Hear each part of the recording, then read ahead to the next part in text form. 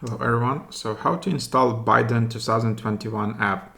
So on iPhone, just go to App Store and type Biden 2021. There is a popular Obama 2020 app. This is kind of a continue of it. So this is the app. You just need to confirm with the Touch ID or Face ID. And basically this is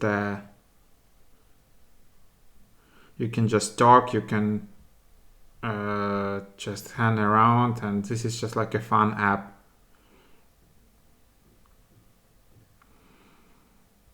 So yep, the size is 71 megabytes, and then you can just tap open.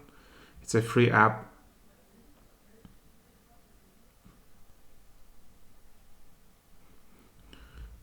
And then you can just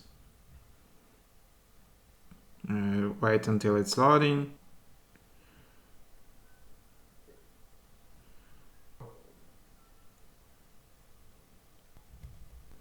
And then you can just play around, and yeah, so of course there are ads, but that's the idea.